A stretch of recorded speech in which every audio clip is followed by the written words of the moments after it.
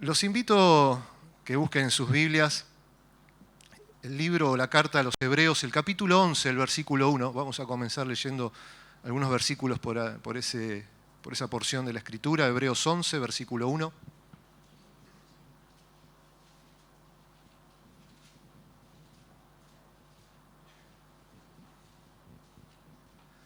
Cuando escuchamos Hebreos 11 se nos viene a la mente la fe, ¿no? La fe, la galería de los héroes de la fe. Y está bien, si es así, porque de eso se trata ese capítulo. Y el autor a los Hebreos nos da o nos brinda una pequeña definición o un tipo de definición de lo que es la fe. Obviamente está dentro del contexto de todo lo que ha desarrollado en la carta, pero él llega al capítulo 11, en el versículo 1, y nos dice: es pues la fe, la certeza de lo que se espera, la convicción de lo que no se ve. ¿Sí? Se nos presenta la fe como una expresión de confianza en las promesas de Dios, en aquellas cosas que no vemos, pero que esperamos. Se puede leer también esa definición como la fe es la sustancia de las cosas esperadas, o la fe da sustancia a nuestra esperanza. Son distintas lecturas que se hacen de ese versículo, de esta definición. Y esta definición nos dice o nos trata de dar la idea que la realidad de lo que esperamos es confirmado para nosotros cuando vivimos por la fe en las promesas de Dios.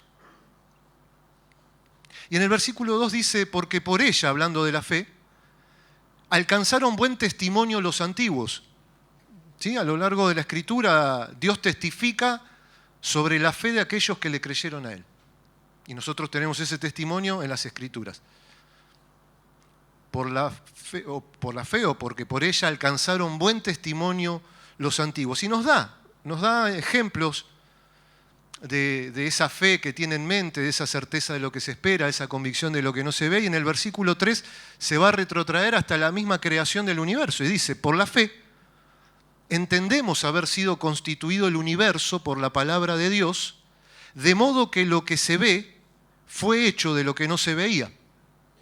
Y después va a ir a ejemplos de hombres de fe, aquellos que alcanzaron buen testimonio, aquellos antiguos que alcanzaron buen testimonio por la fe, y va hacia Abel y la ofrenda de Abel, pero avanza unos versículos y cuando llegamos al versículo 6, nos dice un pero. Pero sin fe es imposible agradar a Dios, porque es necesario que el que se acerca a Dios crea que le hay y que es galardonador de los que le buscan con fe.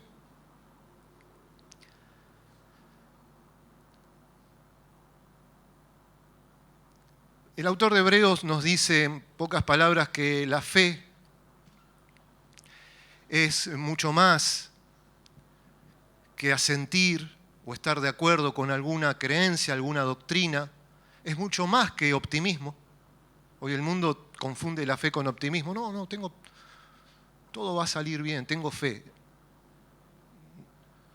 La fe que honra a Dios es aquella que confía en sus palabras, vive en esperanza y en obediencia en el presente, esperando que Dios cumpla todo lo que ha prometido en su palabra. Hay una fe que agrada a Dios. Esa fe, Dios da testimonio de esa fe y nos dice en el 6, pero sin fe es imposible agradar a Dios. Y nos dice: es necesario que el que se acerca a Dios lo haga creyendo que Él existe, que Él es, crea que le hay. Pero además dice algo más, dice: y que es galardonador, que Él premia, galardona a aquellos que se acercan, que lo buscan con fe, con esta fe que honra a Dios. Y me gustaría que veamos unos pasajes hoy, o un relato bíblico donde se nos da testimonio de la fe de dos personas que Dios honra y que se encuentran en un mismo momento con Jesús por distintas circunstancias, pero ambos o ambas personas en este relato bíblico van a manifestar el tipo de fe que agrada a Dios y Dios va a galardonarlos. va a dar testimonio que esa fe agrada a Dios.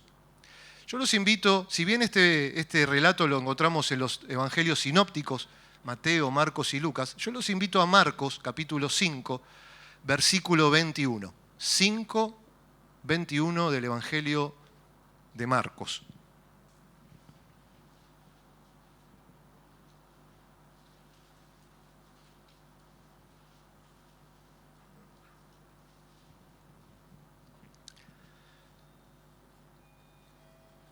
Vamos, Marcos 5,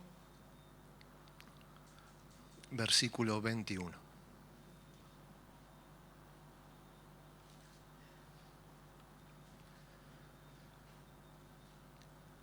Dice la palabra de Dios: pasando otra vez Jesús en una barca a la otra orilla, se reunió alrededor de él una gran multitud y él estaba junto al mar. Jesús y sus discípulos están volviendo de una visita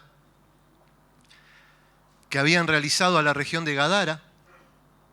¿Sí? Ya digo Gadara y al cristiano le suena a gadareno, ¿no? Y está bien. Ahora, llamativamente, en esa región de Gadara el Señor liberta al endemoniado gadareno, y los de la región, al ver esa señal, al ver esos hechos poderosos de Jesús, al ver el cambio radical que había en ese hombre que ahora estaba en sus cabales y vestido, y que le rogaba a Jesús que lo deje ir con él, y Jesús le dice: no, quédate acá y da testimonio de las cosas que Dios hizo en tu vida. Y él se queda allí y da testimonio de lo que Jesús hizo en su vida. Pero los habitantes de la región le ruegan a Jesús, nos dice este capítulo 5, los versículos anteriores, que se vaya de sus contornos, que se vaya de la región. No querían que esté ahí. Y Jesús vuelve con sus discípulos, cruza lo que se conoce el mar de Galilea y llega a la región de Capernaum, y dice que cuando llega no logra ni bajar de la barca, que lo rodea una gran multitud. Y dice en el versículo 22, y vino uno de los principales de la sinagoga, llamado Jairo, y luego que le vio a Jesús, se postró a sus pies, literalmente cayó a los pies de Jesús. Y le rogaba mucho, este también le ruega, pero no le dice andate, no, le ruega que vaya con él. Y le rogaba mucho, habla de suplicar con insistencia, diciendo: mi hija está agonizando, ven y pon las manos sobre ella para que sea salva y vivirá. Jesús baja de la barca con sus discípulos, lo rodea una multitud, y entre esa multitud llega este hombre que cae a los pies de Jesús, se postra a los pies de Jesús y le ruega con insistencia, le ruega mucho que vaya con él, porque su hija estaba agonizando, su hija se estaba muriendo, pero él creía que si Jesús ponía sus manos sobre ella, ella iba a sanar.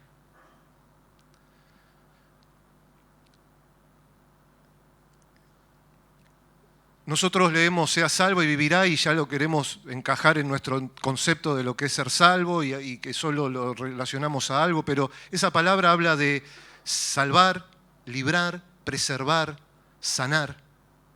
Muchas versiones en realidad traducen este versículo diciendo para que sea sana y viva. Ahora, el relato de Lucas, yo le decía que los 3 evangelios sinópticos nos cuentan este evento, cada uno con su propia impronta, por supuesto, o con los detalles que nos quisieron brindar en particular. Y Lucas, no lo busquen, dice que en el versículo 8, en el capítulo 8, 42, dice que Jairo tenía una hija única, como de 12 años, que se estaba muriendo.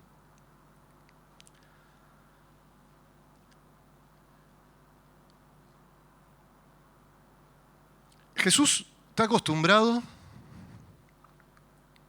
a lidiar y a tratar con el dolor de las personas. Yo sé que nosotros leemos esto y por la misericordia de Dios quizás ninguno de nosotros esté en una situación como la de Jairo, pero podemos y debemos ponernos un poco en los zapatos de Jairo. Él está desesperado, su hija se está muriendo, su única hija se está muriendo, tiene como 12 años, y en medio de la desesperación él escucha que Jesús acaba de desembarcar allí, en la costa de Capernaum, de donde es él.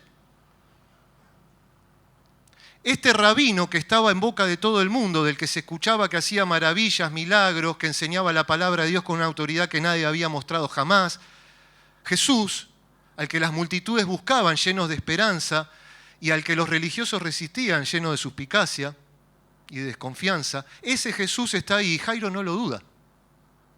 Sale corriendo, va en busca de Jesús. Y cuando está delante de él, cuando lo tiene delante de él, se postra a sus pies y le ruega que vaya con él a su casa, nos dice en Mateo, porque su hija está muriendo, en Lucas. Y miren, Jairo está lleno de fe. Jairo está desesperado, sí, claro, está lleno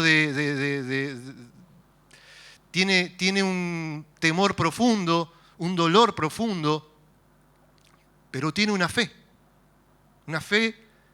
igual de profunda que la situación por la que estaba atravesando. Fíjense que él le dice, mi hija está agonizando, pero yo sé que si tú pones tus manos sobre ella, sanará y vivirá. Y dice el versículo 24, fue pues con él, Jesús fue con él, y le seguía a una gran multitud y le apretaban. ¿Sí? Jesús accede de inmediato.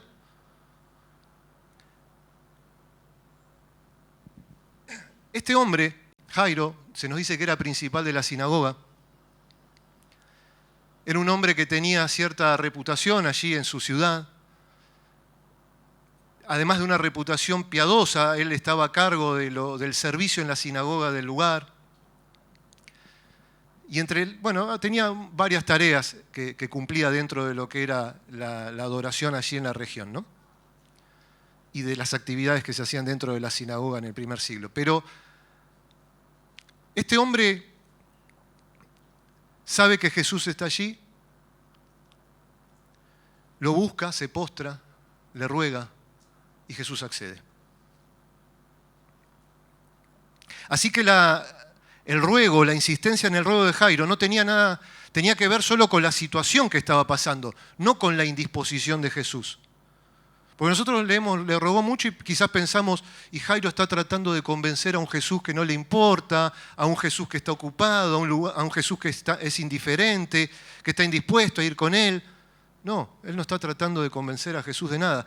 Él solamente llega, se postra y le expresa su fe.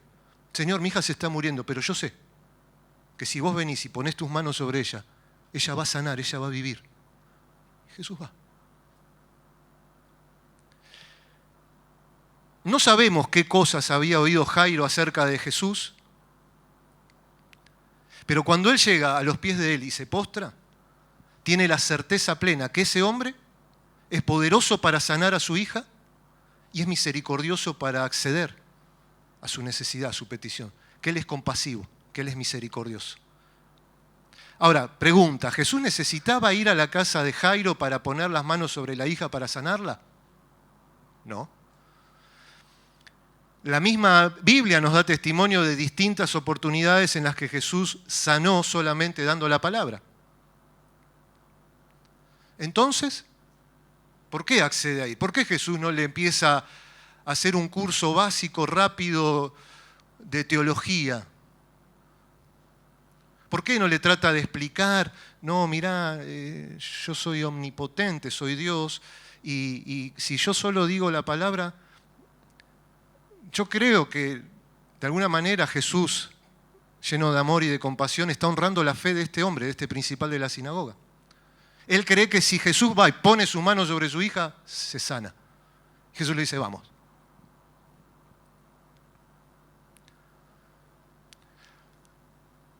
Jesús está de una manera dando testimonio o está probando la fe de Jairo, aprobando la fe de Jairo, porque a Jairo no le importó lo que podía pensar los vecinos, no le importó su renombre, su reputación, su posición dentro de la sinagoga.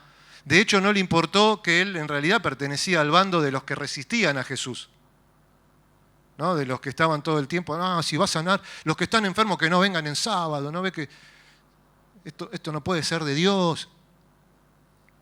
A él no le importó nada.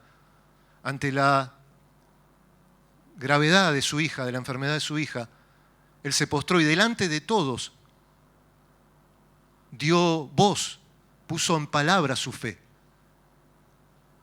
Señor, mi hija se está muriendo, pero si vos venís y ponés tus manos, yo sé que ella va a sanar. Yo sé que ella va a vivir. Y ahí va Jesús, a poner sus manos sobre la hija de Jairo. Pero dice Marcos que la multitud los apretaba. Lucas dice que los oprimía, usa una palabra que habla de asfixiar, de estrangular. Nos quiere dar una idea del panorama, ¿no? Pero en el versículo 25 se abre la puerta en esta historia, una historia paralela, y aparece otro personaje en la historia, que ocurre todo en el mismo momento. Jesús y Jairo y sus discípulos están tratando de avanzar hacia la casa del principal de la sinagoga, donde su hija se está muriendo. La multitud lo frena, lo oprime, lo aprieta, como quieran decirle. Y en el versículo 25 dice, pero una mujer que desde hacía 12 años padecía de flujo de sangre y había sufrido mucho de muchos médicos y gastado todo lo que tenía y nada había aprovechado, antes le iba peor. Ahí nos presenta a esta persona. No se nos dice el nombre, ninguno de los 3 evangelios lo registra, no sabemos cómo se llama. Pero entre tantas personas que están rodeando a Jesús, apretando a Jesús, oprimiendo a Jesús, había una mujer que hacía 12 años padecía un tipo de enfermedad que se manifestaba por medio de hemorragias o sangrados.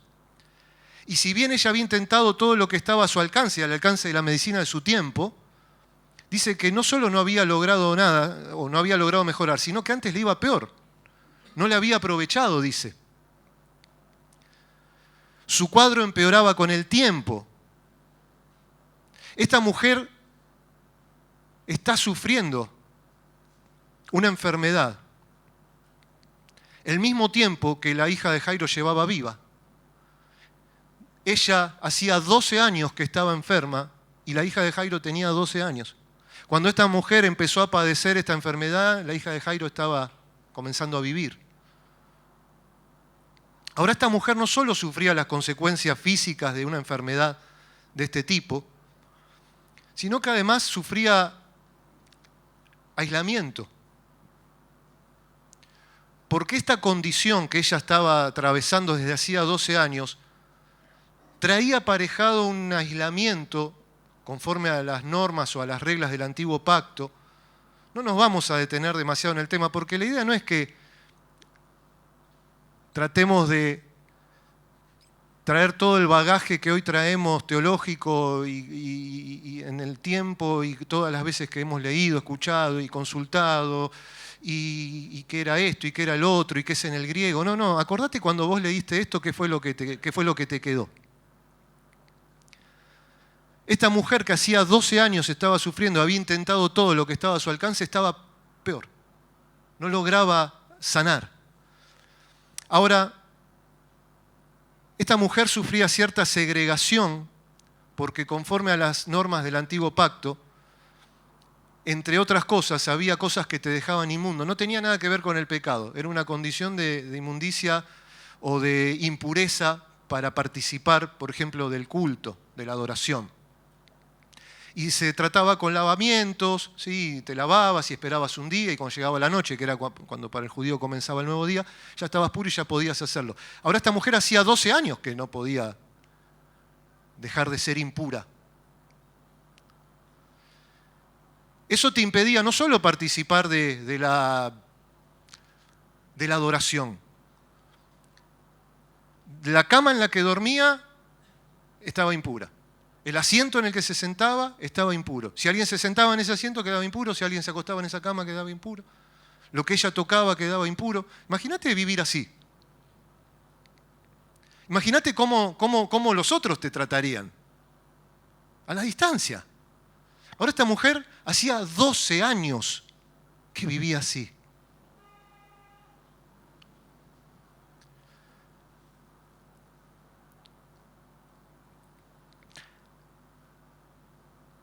Esta es una mujer totalmente desahuciada. Eso es lo que nos presenta el versículo 25 y 26. Esta mujer es una mujer que está totalmente desahuciada. Sin embargo, dice el versículo 27, cuando oyó hablar de Jesús, vino por detrás entre la multitud y tocó su manto.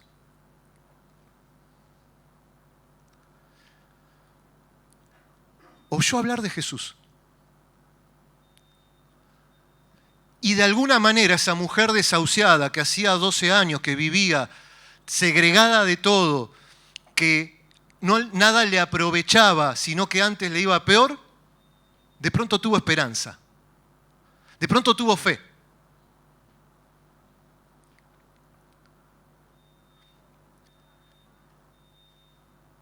Dice que oyó hablar de Jesús. Y vino por detrás entre esa multitud que apretaba a Jesús, que oprimía a Jesús, y fue y tocó su manto. Esta mujer se llenó de fe, oyó hablar de Jesús y creyó que si ella tocaba tan solo el manto o el borde del manto de Jesús, eso que nadie podía hacer nada por ella, eso que ella había intentado todo lo que estaba a su alcance para solucionarlo, eso se iba a terminar. Me venía a la mente, no lo busquen, Hebreos 4:2, cuando dice, porque también a nosotros se nos ha anunciado la buena nueva como a ellos, pero no les aprovechó el oír la palabra por no ir acompañada de fe en los que la oyeron. Pero esta mujer escuchó, esta mujer oyó de Jesús y le aprovechó, porque oyó con fe. La fama de Jesús se había extendido incluso fuera de los límites de la tierra de Israel. Por todos lados se hablaba de este hombre, de lo que hacía. Pero fíjense que no a todos les aprovechaba. Había una multitud tocando a Jesús. Había una multitud encima de Jesús. Pero había alguien que había oído con fe de Jesús y se acercó con fe a Jesús y tocó con fe a Jesús y pasó algo. Miren, dice, cuando oyó hablar de Jesús, vino por detrás entre la multitud y tocó su manto, y el versículo 28 nos explica por qué hizo eso. Porque decía, si tocare tan solamente su manto, seré salva. Si tan solo toco sus vestidos, sanaré. Miren qué fe. Esta mujer, a diferencia de Jairo, se vio forzada a moverse en oculto. Ella no anunció como lo hizo Jairo delante de todo su confianza en el poder de Jesús. Ella no podía hacer eso. Ella no tenía que hacer nada entre toda esa multitud. Ella no tenía que estar tocando a otras personas. Mateo, en el capítulo 9, versículo 21, no lo busquen, aclara que ella decía esto dentro de sí. Si tocare tan solo su manto, seré sana. Ella tenía esa certeza interior, esa convicción, y se lo decía a sí misma. Se animaba a sí misma diciendo o pensando para sí, solamente con tocar su manto será suficiente para sanar esto. Jairo tiene fe, que si Jesús toca a su hija sana. Esta mujer tiene fe que si ella toca el borde del manto de Jesús, ella es sana. Y Jesús también honra la fe de esta mujer. De ella también se da buen testimonio. Fíjense el 29. Y enseguida la fuente de su sangre se secó. Enseguida. Y sintió en el cuerpo que estaba sana de aquel azote. Fíjense cómo llama a esta enfermedad los evangelios, azote. un azote de 12 años. Jesús honra la fe de esta mujer de tal manera que enseguida, al momento que toca el manto, la fuente de su sangrado secó. Esta mujer experimentó en su cuerpo de inmediato aquello que había creído. Sintió en el cuerpo que estaba sana de ese azote. Imagínate 12 años siendo azotado por una enfermedad y en un momento tocar el manto y ya no está más. Quizás ella ni recordaba lo que era sentirse sana. Quizás ya se había hecho a la idea que su vida iba a transcurrir así. ¿Cómo? Bueno, esquivándome. Todo el mundo me esquiva, yo esquivo a todo el mundo. Nadie me toca. Yo no puedo tocar a nadie, ni hablar de entrar a la sinagoga de Jairo.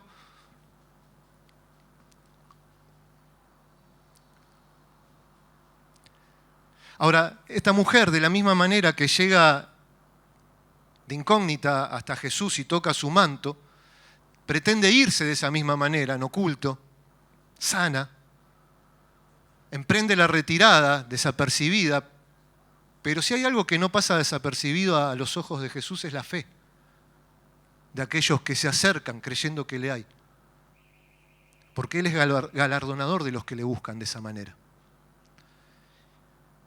Fíjense que en el 30 dice, luego Jesús, conociendo en sí mismo el poder que había salido de Él, volviéndose a la multitud, dijo, ¿quién ha tocado mis vestidos? La pregunta de Jesús no tenía sentido en el contexto que se nos plantea. Una multitud lo está oprimiendo. Y Jesús está diciendo, ¿quién tocó mis vestidos? Ni siquiera quién me pisó. No, ¿quién tocó mis vestidos? Dice en el 31, sus discípulos le dijeron, ves que la multitud te aprieta y dices, ¿quién me ha tocado? No sé, que tenemos que responder algo, maestro, no sabemos. ¿No? Vieron que los discípulos el otro día, el viernes, el pastor nos hablaba a los varones y nos hablaba de, guárdense de la levadura de los fariseos. Y dijo esto porque no trajimos pan. Y uno decía, no, trajimos un pan. Y venían de alimentar a las multitudes. ¿Con cuántos panes? No, ya no. Pero creo que ya lo memorizamos. Tenemos que responder algo, Señor. ¿Quién te tocó el vestido? Señor, ¿cómo vamos a saber? Es una multitud que te cae encima. Pero dice que él miraba en el 32, él miraba alrededor para ver quién había hecho esto. Los discípulos, al igual que nosotros, ignoraban que había alguien entre esa multitud que había tocado a Jesús o los vestidos de Jesús con fe. Y Jesús no lo ignora. Entre esa multitud que tocaba a Jesús, que oprimía a Jesús, una lo tocó con fe y se fue sana. Pero el Señor no la dejó ir así. Pregunta, ¿necesitaba Jesús que la mujer dijera fui yo? O sea, Jesús pregunta, ¿quién tocó mi vestido? Ya sabía. Él sabe todo, todas las cosas. De hecho, al final del Evangelio de Juan, en el capítulo 2, dice que estando en Jerusalén en la fiesta de la Pascua, muchos creyeron en su nombre viendo las señales que hacía, pero Jesús mismo no se fiaba de ellos porque conocía a todos y no tenía necesidad de que nadie le diese testimonio del hombre, pues él sabía lo que había en el hombre. Entonces, ¿por qué Jesús hace esto? ¿Está actuando? ¿Quién me tocó? No. Jesús jamás desperdició una oportunidad de reconocer y exaltar a aquellas personas que manifestaron la fe que agrada a Dios. Ni lo hace hoy. Y acá lo va a hacer otra vez. Él va a honrar la fe de esa mujer. Le va a dar la oportunidad a ella, primero que le dé la gloria a Dios, por lo que había pasado. Y después quería dejar en claro a la gente del pueblo que esa mujer ya no estaba impura, que ella tenía que ser restaurada a la comunión con el pueblo de Dios. Amados, Jesús es compasivo y misericordioso. Él piensa en todo Él no solo dice, bueno, ya está, se fue sana de su azote. No, esta mujer necesita volver a vivir civilmente, otra vez tiene que ser recibida en la sinagoga, otra vez tiene que ser aceptada, otra vez tiene que tener contacto con los hombres, con las personas, con los seres humanos.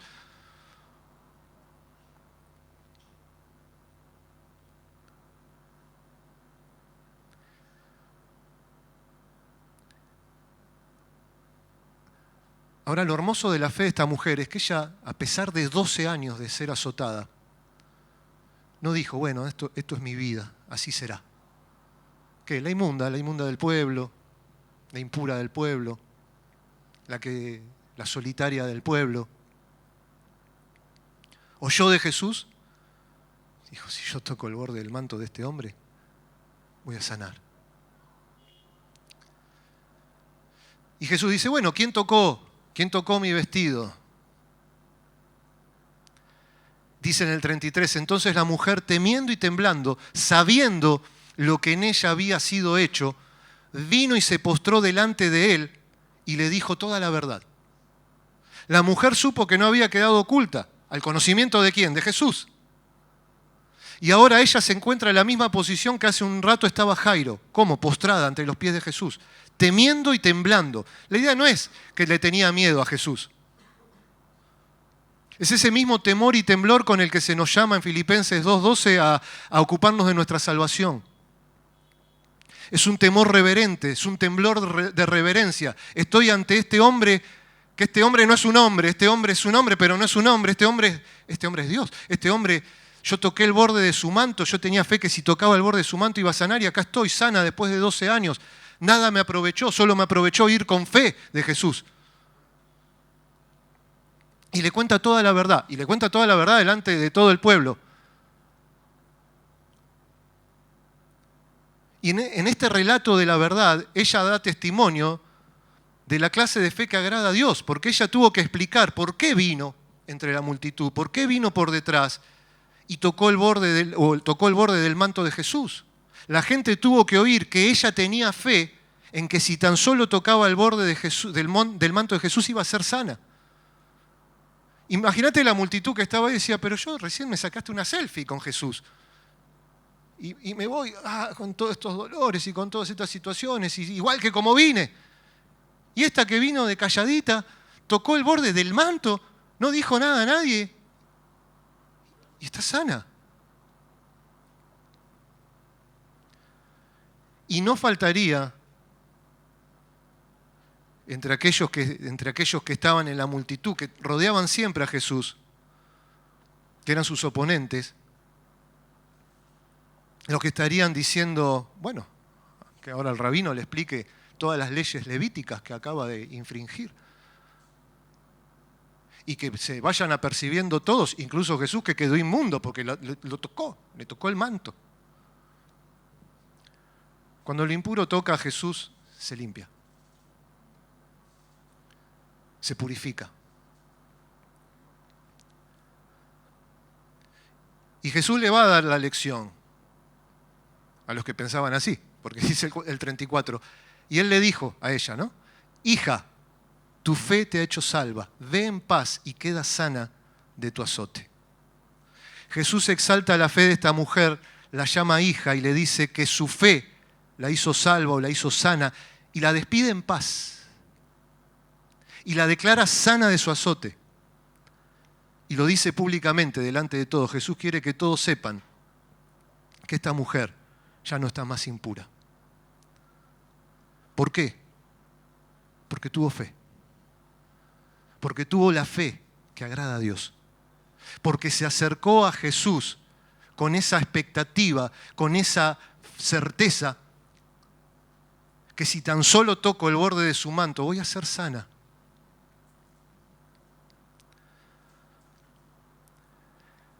12 años en esa condición. Pero corrió Jesús. Y pensaba, ¿cuántas cosas dejamos ya en el camino? ¿Cuánto hace que no tenemos esa certeza en nuestro corazón que si tan solo toco el borde de su manto, no importa la situación, va a cambiar? No, es que ya me acostumbré a vivir de esta manera. Es que yo mismo estoy desahuciado, yo mismo ya me desahucié. Yo voy a ser un cristiano que toda la vida va a vivir así, con esto.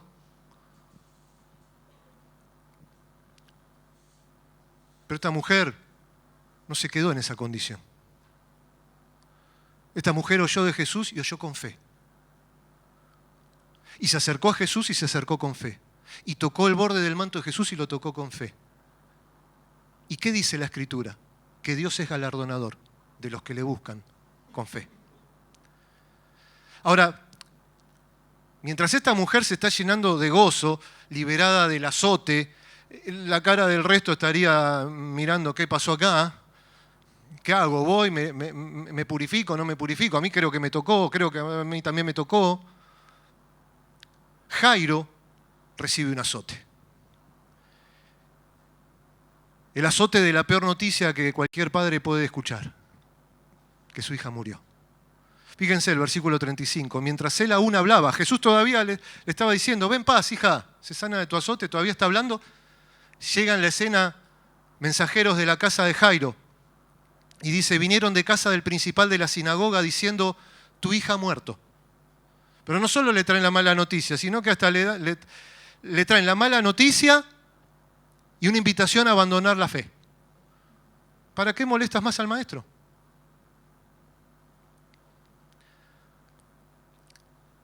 No tiene sentido que molestes a Jesús. Ya murió. Ya no hay nada que hacer.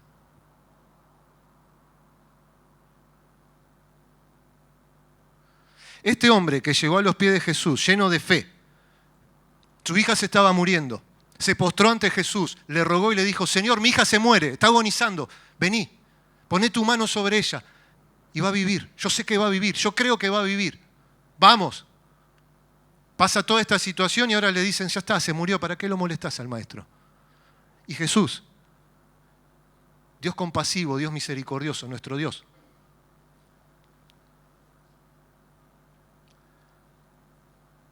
tampoco se puso a darle una clase de teología a este hombre que conocía las Escrituras, era un principal de la sinagoga. No se puso a explicarle el poder de la resurrección, no se puso a explicarle nada. Jesús tiene misericordia, Jesús tiene compasión. Ese hombre se está muriendo en vida en ese mismo momento delante de Jesús. Ahora se debe estar derrumbando, pero no postrando ante Jesús, se está derrumbando ante la noticia. Tu hija murió. Y Jesús no deja que se derrumbe. Fíjese que dice, pero Jesús, 36, pero Jesús. Luego que oyó lo que se decía, dijo al principal de la sinagoga, le habla a él, no temas, cree solamente.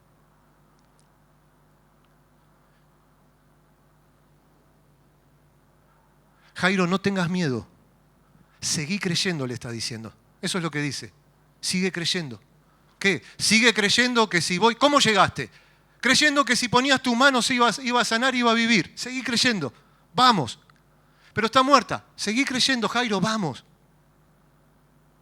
No temas. Y este temor de Jairo no es el temor reverente de la mujer sanada recién, no. Este es el temor ante la muerte, el temor que siente el ser humano ante la muerte, el temor del dolor de perder un ser amado, el dolor de un padre con una hija única que se acaba de morir.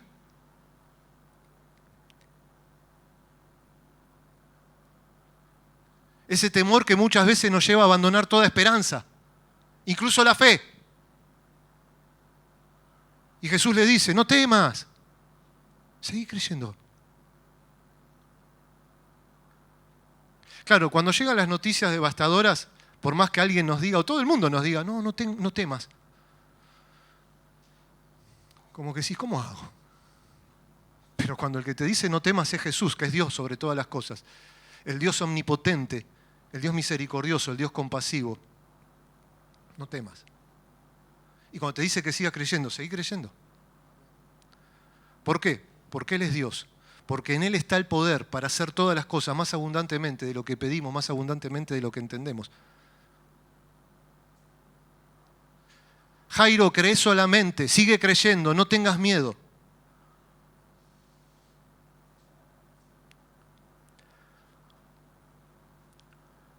Seguí sosteniendo la fe con la que te acercaste a mí.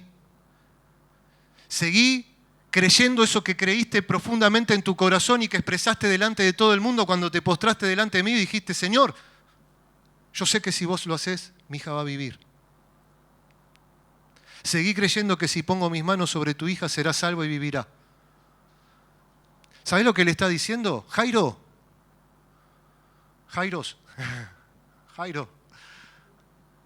no abandones tu fe.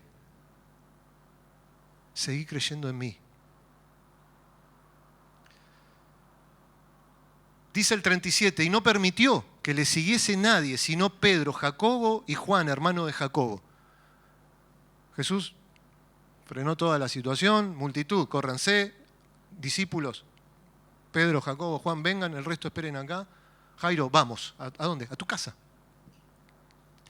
Y dice en el 38, y vino a casa del principal de la sinagoga, y vio el alboroto y a los que lloraban y lamentaban mucho. Claro, llega y se encuentra con un típico panorama de un funeral allí en el Medio Oriente y sobre todo en la casa de alguien, un principal. Ya estaban los que lloraban, porque estaban sufriendo, estaban los que lloraban porque se dedicaban a eso, vivían de llorones. Y dice, uy, encontré mi carrera. No, ya no, creo que ya no hay más, no sé, habría que ir a Oriente, pero no. Les pagaban para llorar, o sea, lamentarse, ¿no? Y hacer duelo. Creo que eran planideras, si no me equivoco el nombre, no me acuerdo ahora, pero bueno. Y cuando Jesús llega y ve todo ese alboroto, dice el 39, y entrando Jesús, entrando a la vida, les dijo, ¿por qué alborotáis y lloráis? La niña no está muerta, sino duerme. Y se burlaban de él. Mas él, echando fuera a todos, tomó al padre y a la madre de la niña. Acá aparece también la madre de la niña, que probablemente mientras Jairo estaba buscando a Jesús se quedó teniéndole la mano a su hija mientras se moría. ¿Se imaginan la escena? Porque no es de una película, no es de una novela, no es de un libro. Es la verdad, es la realidad, es la vida real. Es el dolor real de la muerte, es el dolor real del que pierde un hijo. Y la toma al padre, a la madre de la niña y a los que estaban con él y entró donde estaba la niña sin vida. Ahora fíjense, ¿no? Estos que estaban llorando, en un segundo pasan a burlarse. No está muerta, sino que duerme, ja. Nosotros que trabajamos de esto vimos más muertos que ninguno. Está muerta.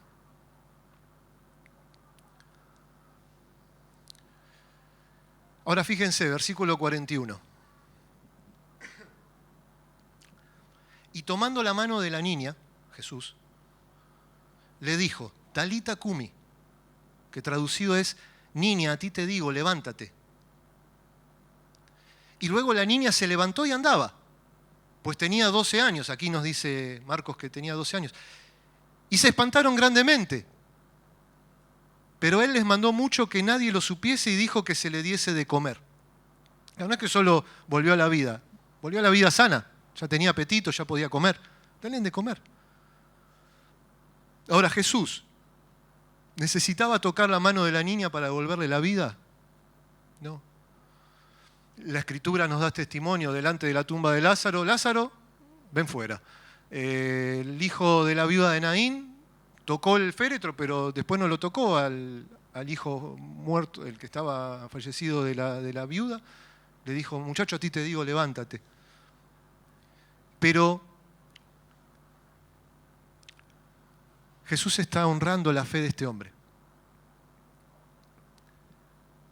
Jesús te está dando testimonio de la fe que agrada a Dios. ¿Te imaginas esa escena? Jairo, seguí creyendo, vamos. Todo el mundo fuera, vamos. Y pudiendo decir solamente Talita Cumi, no, dice que Jesús, lleno de amor y de compasión, lleno de misericordia, toma la mano de esa niña que estaba muerta. Y me imagino que lo habrá mirado a Jairo y le habrá dicho, Jairo, ¿qué creías? Que si ponías tu mano sobre ella iba a vivir. Talita Cumi. Y vivió. Y Jesús no se puso a explicarle. Jesús no se puso a darle una enseñanza teológica profunda al de la sinagoga, al encargado de la sinagoga. Jesús honró, galardonó la fe de este hombre que creyó en Jesús. Incluso cuando la situación empeoró, no dijo, bueno, listo, me doy vuelta y me voy, ya está. No, Jesús, dejá, ya está, tarde, ¿para qué vas a venir si ya se murió? No, Jesús, listo, ¿para qué seguir con todo esto si yo creía esto? No creía que si estaba muerta vos la podías resucitar. Yo creía que podías sanarla y que viva.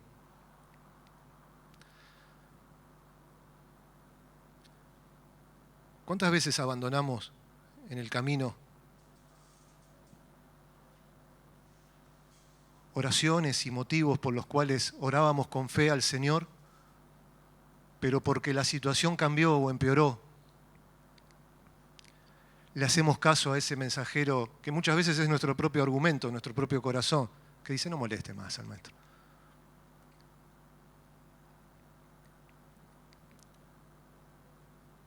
Miren, yo los invito para finalizar hoy, mientras los hermanos de la alabanza se pueden ir acercando. Me gustaría que tomemos un momento para inclinar allí donde estamos nuestro rostro, cerrar los ojos, ¿no? Solo para no estar distraídos con lo que está pasando, ni los movimientos, ni nada, y que pensemos nosotros delante del Señor en esta mañana cómo nos acercamos a Él.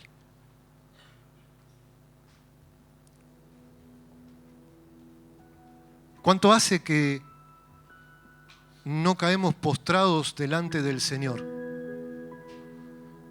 para rogar con insistencia por algo que estamos viviendo, por una situación, no importa cuál?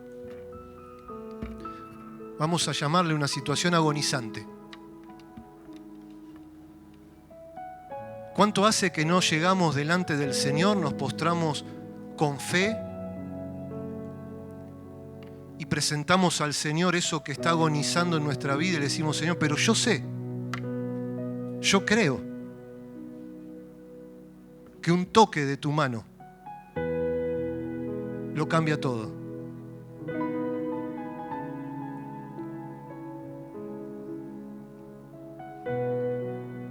¿Cuánto hace que eso que antes agonizaba y ahora ya está, lo hemos dado por muerto, ni siquiera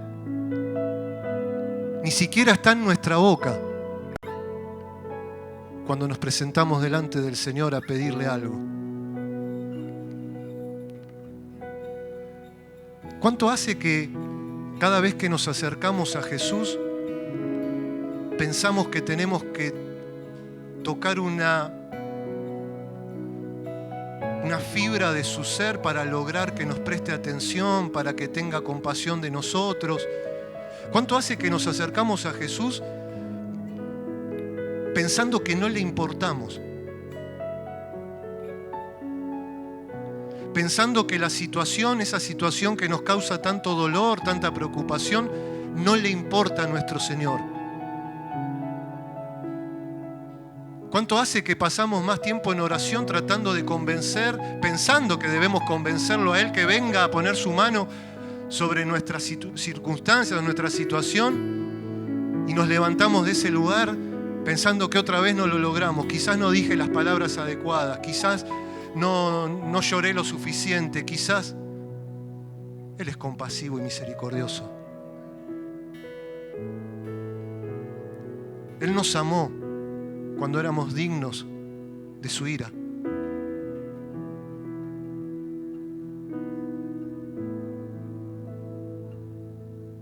Él nos ama y no cambia su amor. ¿Cuánto hace que nosotros mismos nos hemos desahuciado en un montón de cosas en nuestro cristianismo? No, ya probé todo y no cambia nada. ¿Y si oímos con fe? si volvemos a oír con fe de Jesús? Si volvemos a oír con esa fe que en su momento nos llevó a creer que tan solo el borde de su manto, un contacto con el borde de su manto era suficiente.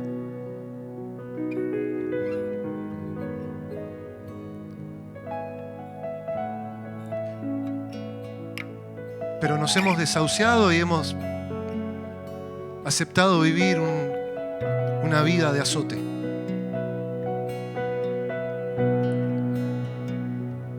Pero no porque el Señor nos haya dicho que nos baste su gracia.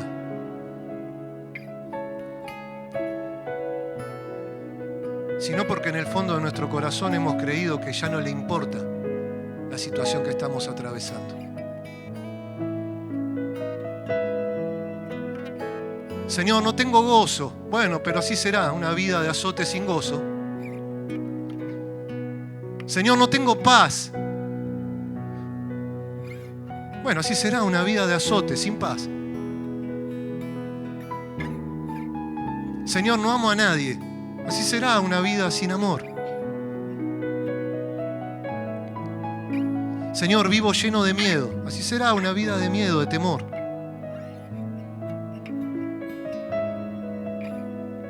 Y hemos dejado incluso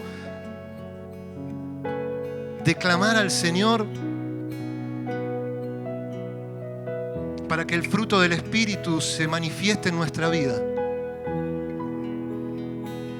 ¿Qué fruto? Amor, gozo, paz, paciencia, benignidad, bondad, fe, mansedumbre, templanza. Aquellas cosas contra las cuales no hay ley.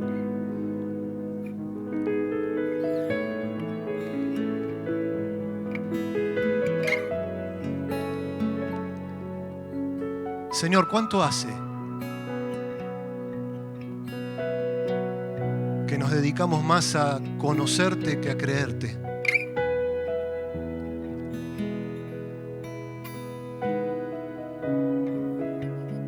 ¿Cuánto hace, Señor, que tratamos de encajar todo lo que pasa en la Escritura al entendimiento que nosotros tenemos en este momento de nuestra vida y perdemos de vista al Cristo, al Dios vivo, al Dios verdadero? A ese que se compadeció de cada uno que llegó a Él con fe. De ese que tuvo misericordia de todo aquel que había abandonado toda esperanza y dijo, solo si vos tocás mi vida, solo si vos, Señor, haces algo en mi vida, esto cambia. Señor, ¿cuánto hace que oramos sin fe?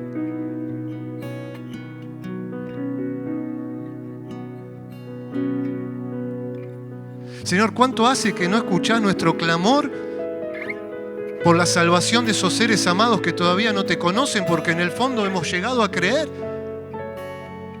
que no te importa, que no te interesa, que estarás ocupado en otras cosas, mucho más teológicas?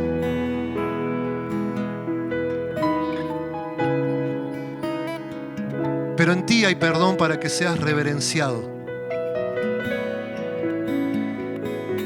Cuán hermosa, oh Dios, es tu misericordia. Por eso los hijos de los hombres se amparan bajo la sombra de tus alas y son completamente saciados del torrente de tus delicias. Tú los abrevas del torrente de tus delicias. Contigo está el manantial de la vida. En tu luz vemos la luz. Tú eres Dios, nuestro Dios. Dios compasivo, Dios misericordioso, Dios de amor, Dios de poder.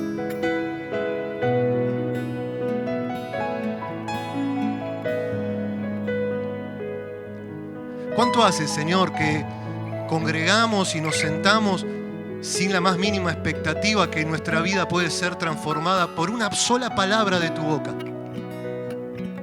Una sola palabra de tu boca, Señor.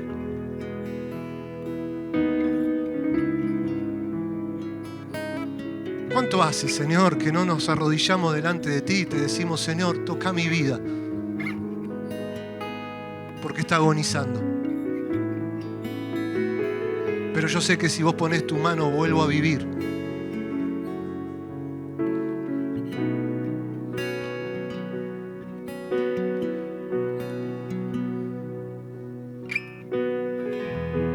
posiblemente el Señor en este tiempo está trayendo a tu mente y a tu corazón aquellas cosas que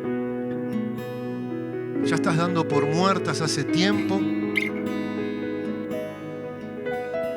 o que sencillamente has aceptado que será vivir así el resto de tu vida hasta que estemos en la presencia del Señor.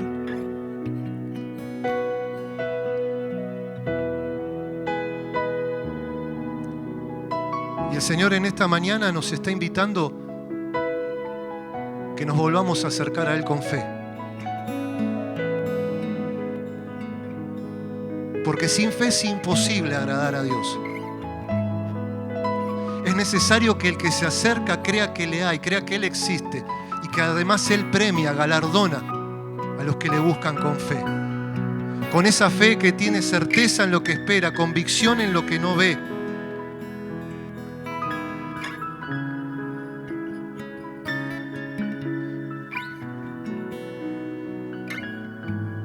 Incluso creemos que hemos madurado mucho porque ya no insistimos con aquellas cosas que antes insistíamos. ¿Y no será que no creemos que Él puede hacerlo?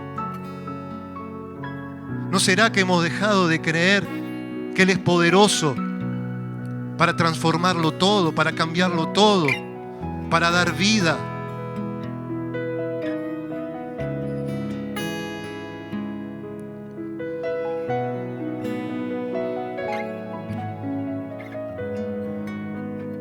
Pero tú eres santo, tú que habitas entre las alabanzas de tu pueblo. En ti esperaron nuestros padres, esperaron y tú los libraste. Clamaron a ti, fueron librados, confiaron en ti y no fueron avergonzados.